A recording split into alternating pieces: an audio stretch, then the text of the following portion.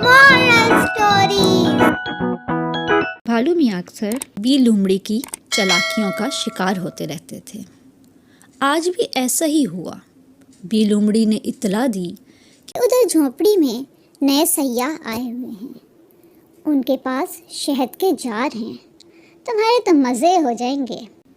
वो बेचारा लालच में उस तरफ निकल गया जिस तरफ लोमड़ी ने बताया था, लेकिन कुछ दूर जाकर उसे अंदाज़ा हुआ कि वो फिर उसकी चाल का शिकार हो गया है, क्योंकि दूर दूर तक किसी झोंपड़ी का नामो निशान तक न था।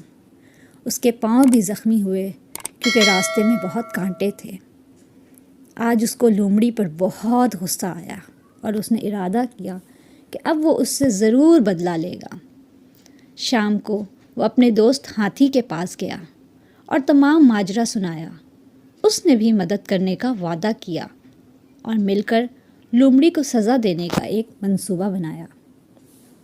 जंगल में हर रोज़ किसी न किसी जानवर को बादशाह शेर के हुक्म के मुताबिक ड्यूटी देना होती थी। वो अपने मुकर्ररा दिन पहरा देता और अमन व अमान कायम रखता। वो दिन आ गया जिस दिन बी लोमड़ी की ड्यूटी थी।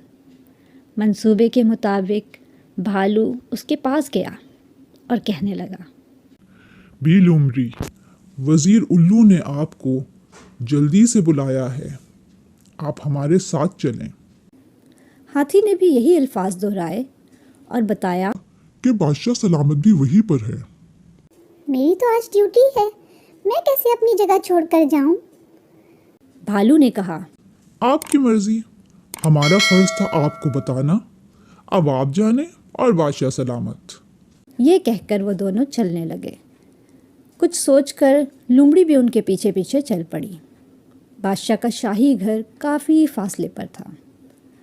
वो तीनों आगे पीछे जा रहे थे कि इतने में भालू को अपने बच्चे की आवाज़ आई और वो अभी आया कहकर चला गया।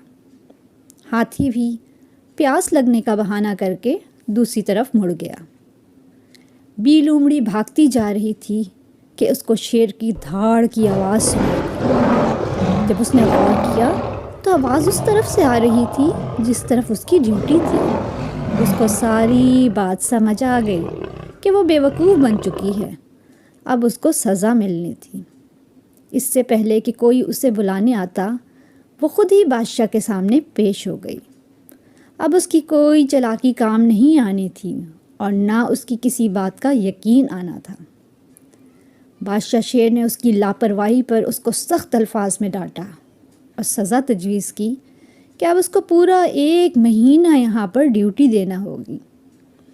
ये सुनकर बी लोमड़ी के तो होश ही उड़ गए।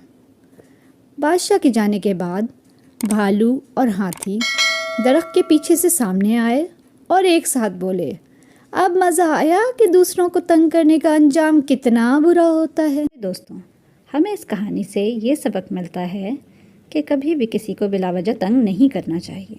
प्यारे दोस्तों, अगर आपको हमारी वीडियो अच्छी लगी, लाइक करें, शेयर करें, हमारे चैनल को सब्सक्राइब करना ना भूलें।